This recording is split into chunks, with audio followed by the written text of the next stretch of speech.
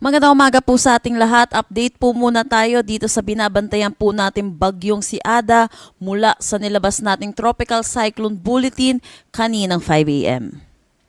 So itong si Ada ay nananatili sa Tropical Depression category at huling namataan kaninang 4 a.m. sa layong 385 kilometers east-northeast ng Hinatuan, Surigao del Sur.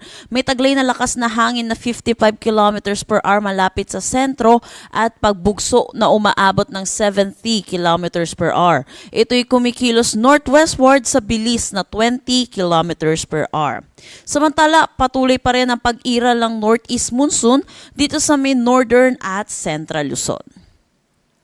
Para naman sa ating forecast track dito sa bagyong si Ada, may kita natin ngayong araw mag-i-intensify ito into a tropical storm category. At kapag tropical storm category po ang ating bagyo, pinakamataas po nating tinataas na tropical cyclone wind signal ay signal number 2. At may kita din natin dito sa ating forecast track yung gray area pong ito po yung ating cone of probability. So dito po yung posibleng dumaan itong sentro ng ating bagyo. At may kita din natin nakapaloob dito sa cone of probability itong Eastern Visayas pati na rin ang Bicol region. So inaasahan po natin posible itong mag-close approach at magdala ng mga kalat-kalat na pag-ulan dito sa may Eastern Visayas at Bicol region. Samantala pag nagkaroon po tayo ng changes dito sa ating track sa ating bagyong si Ada na possible po mag-westward shift, posible po yung ating paglandfall sa anumang areas ng Eastern Visayas pati na rin dito sa may Catanduanes. So tutok po tayo sa nilalabas na updates ng Pag-asa hinggil po dito sa bagyong si Ada.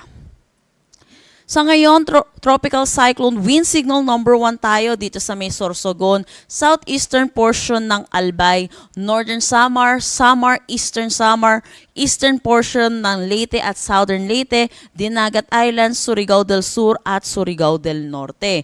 Ito pong tropical cyclone wind signal number 1 ay may lead time po na 36 hours para makapaghanda po yung ating mga kababayan hinggil sa dalang hangin nitong bagyong si Ada. So dapat po yung mga kababayan po natin na under ng tropical cyclone wind signal number 1 ay naghahanda na rin po at dahil po inaasahan din po natin ay makakaranas din po na malalakas na ulan lalo na po dito sa may northern Samar, eastern Samar, Leyte, southern Leyte, Dinagat Islands, Surigao del Norte at Surigao del Sur ngayong araw. Sasaan po natin yung 50 to 100 millimeters of rain.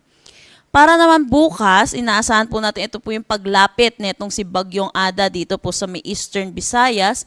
Ay makikita natin, meron na tayong orange or yung 100 to 200 millimeters of rain dito sa may Northern Samar, Eastern Samar, pati na rin dito sa may Catanduanes. So pinag-iingat po natin mga kababayan po natin sa mga posibilidad ng mga flash flood at mga pagguho ng lupa. Mataas din ang tsansa na 50 to 100 millimeters of rain dito pa rin sa Surigao del Norte, Dinagat Islands, Southern Leyte, Biliran, Samar, Sorsogon, Albay at Camarines Sur. Para naman sa Saturday, January 17, ito po yung paglapit na po din niya sa may Bicol region. Nakikita natin 100 to 200 millimeters of rain na dito sa may Northern Samar, Sorsogon, Albay, Camarines Sur at Catanduanes. 50 to 100 millimeters of rain naman sa Camarines Norte, Masbate, Samar, Eastern Samar at Biliran.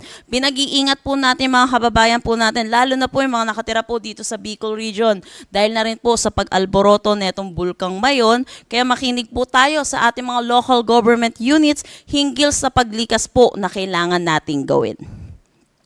Wala pa rin naman tayo nakataas na anumang gale warning sa anumang seaboards ng ating bansa, pero makakaranas ng moderate to rough conditions dito po sa karagatan kung saan dadaan po yung ating bagyo at moderate to rough naman dito sa may extreme northern Luzon dulot naman ng bugso ng northeast monsoon. Pero posible na rin po tayo magtaas ng gale warning bukas or mamaya or bukas po.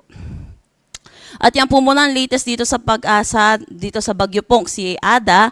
Next update po natin ay mamayang 11 a.m. Para sa karagdagang impormasyon, bisitahin ang aming mga social media pages at ang aming website pag-asa.dost.gov.ph. At yan po muna ang latest dito sa Pag-asa Weather Forecasting Center. Chanel Dominguez po, magandang umaga at ingat po tayong lahat.